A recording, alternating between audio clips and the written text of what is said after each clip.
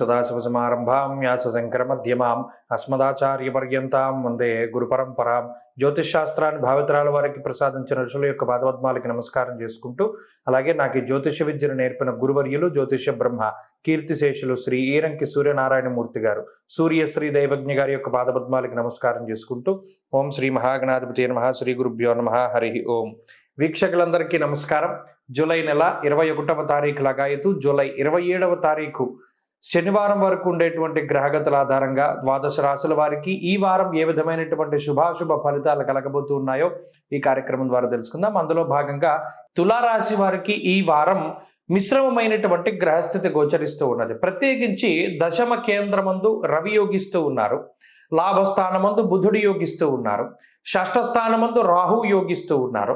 అలాగే ఈ వారం ప్రారంభంలో చంద్రబలం కూడా ఈ రాశి వారికి కొంత కనబడుతూ ఉన్నది. వెరసి ఎక్కువ సంఖ్యలో గ్రహాలు అనుకూలంగా ఉన్నాయి. అయితే ప్రతికూలించే గ్రహాలను కూడా మనం దృష్టిలో పెట్టుకుంటే ప్రధానంగా అష్టమ కుజుడు, అష్టమ గురుడు, వక్రించినటువంటి శనేశ్వరుడు, ఇలా 12లో ఉండేటువంటి కేతువు దగ్గర నుండి 3-4 గ్రహాలు కొంత అధికంగా పీడించేటువంటి పరిస్థితులు ఉన్నాయి.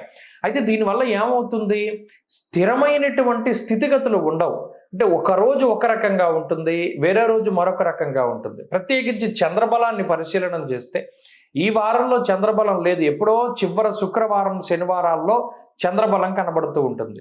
అంటే ఈ వారంలో మానసికమైనటువంటి అశాంతి కొంత అధికంగా ఉంటుంది, పని ఒత్తిడి ఎక్కువగా ఉంటుంది, కుటుంబంతో తగినటువంటి సమయాన్ని గడపలేకపోతారు, ప్రయాణాలు అధికంగా చేయవలసి వస్తుంది, ఉద్యోగ వ్యాపారాలలో ఎక్కువ సమయం నిమగ్నమై పని చేయవలసినటువంటి పరిస్థితులు ఏర్పడతాయి.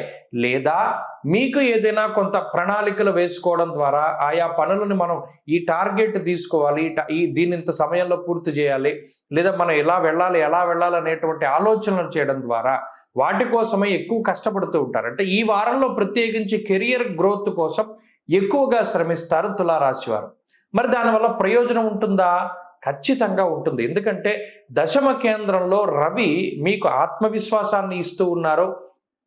మీరు ఏ మార్గంలో వెళ్ళాలి, ఎటు వెళ్తే పనులు అవుతాయి, ఏ సమయంలో కష్టపడాలి, ఏ సమయంలో తెలివిగా ఆలోచించాలి అనేటువంటి వాటి పట్ల రవి స్పష్టమైనటువంటి అవగాహన మీకు ఇస్తూ ఉన్నారు. దాంతో పాటుగా బుద్ధికారకమైనటువంటి బుధుడు కూడా అనుకూలంగా ఉన్నారు కాబట్టి అదృష్టం కూడా మీకు తోడై ఉంటుంది. ఈ తులారాశి వారికి ఈ వారంలో కించిత్ ఆరోగ్యపరమైనటువంటి సమస్యలు అష్టమ కుజ గురుల వల్ల ఉంటాయి. అలాగే ఆర్థిక సమస్యలు, ఇది సమస్య అని చెప్పడం కన్నా స్థాననాశ రుణచ్ఛేద అన్నాడు. అనగా కొంత అప్పు తీసుకుంటారు, లేదు స్థానచలనం కలుగుతుంది. ఇటువంటి వాటి వల్లే కొంత ఇబ్బంది పడేటువంటి అవకాశం ఉంది. కానీ మిగతా వేటి వల్ల కూడా సమస్య అనేటువంటిది ఈ రాశి వారికి వారం కనబడడం లేదు. అటు చదువర్లకి కొంత మిశ్రమమైనటువంటి గ్రహస్థితి ఉన్నది.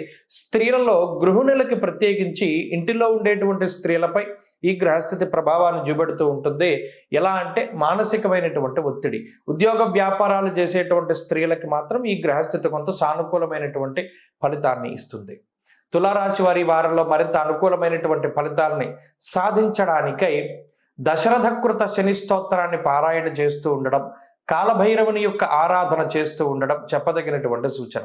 ఈ వారంలో కలిసొచ్చేటువంటి రోజు ఆదివారంగా చెప్పవచ్చును. అదృష్ట సంఖ్య 9, అదృష్ట వర్ణము లేత ఎరుపు రంగు.